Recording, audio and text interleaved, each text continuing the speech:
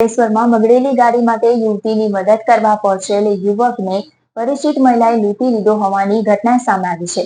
અંકલેશ્વરના ઇકો ચાલક રાત્રે મહિલાનો ફોન આવ્યો કે કાપોદ્રા પાટિયા આવો, મારી ગાડી બગડી ગઈ છે, મને ઘરે મૂકવા માટે આવો છો. એક્ટિવા મોપેડ ઉપર મદદ કરવા પહોંચ્યો તો ઘરના બહાને અંધારી ગલીમાં લઈ જઈ બૂમો પાડી તો ફસાવી દઈશું કહી ગજવામાં રહેલા 10,000 રૂપિયા લઈ બે યુવતીઓ ફરાર થઈ ગઈ હતી. અંકલેશ્વરના કોસંબડી ગામ ખાતે મોહમ્મદ રિઝવાન ઇકો ગાડી ભાડેથી ચલાવે છે.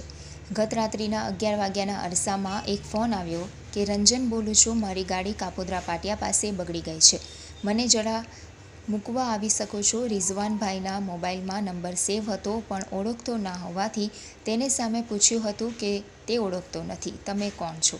સામેથી જવાબ મળ્યો કે હું તમારી ઇકો ગાડી કેટલી ભાડે લીધી છે, નંબર પણ સેવ છે તમારા મોબાઈલમાં. તેમ કહેતા જ રિઝવાનભાઈ પોતાની મોપેડ લઈને મદદે પહોંચી કાપોદ્રા પાટિયા પર ઊભેલી મહિલા પાસે પહોંચતા તે જલધારા ચોકડી તરફ મારું ઘર છે, છોડી જાઉં તેમ કહેતા ગાડી ઉપર બેસાડી આગળ વધતા જોગર્સ પાર્ક બાદ નજીક આવેલા પોલીસ ચોકડી બાજુમાં આવેલ ગલીમાં લઈ ગયા. રસ્તામાં ગાડી ઊભી રખાવી હતી અને ત્યાં જ યુવતી મહિલા સાથી પણ આવી પહોંચી હતી અને સીધું જ પેન્ટ પકડી કોઈ બૂમાબૂમ કરી છે તો ફસાઈ દઈશુંની ધમકી આપી તેના પેન્ટના ખિસ્સામાં હાથ નાખી 10,000 રૂપિયા કાઢી લીધા હતા અને પુનઃ ધમકી ઉચ્ચારી બંને મહિલા મોપેડ પર બેસી નીકળી ગઈ હતી.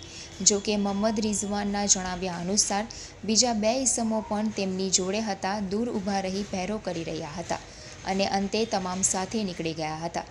ઘટના અંગે મોહમ્મદ રિઝવાન દ્વારા જીઆઈડીસી પોલીસ મથકે ફરિયાદ આપતા પોલીસે અરજી સ્વરૂપે ફરિયાદ નોંધી વધુ તપાસ આરંભી હતી.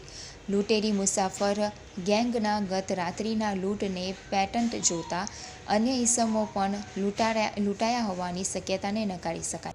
મારું નામ છે મોહમ્મદ રિઝવાન મુસા ભુલા, રહેવાનું મારે કોસંબડી બડાટ ફર્યું. રાતે 10:30 થી 11:15 ગાળામાં મારા ઉપર ફોન આવ્યો.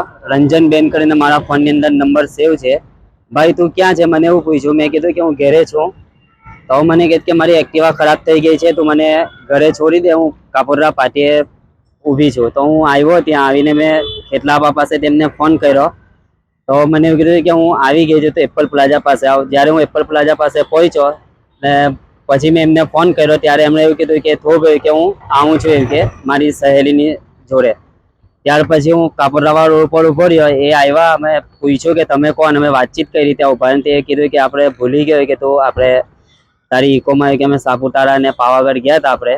મૂકો હા મૂકો ક્યાં છોડવાના છે, તો મને એવું કીધું કે નજીક જ જલધારા ચોકડી પર મારો રૂમ છે, ત્યાં મને છોડી દે.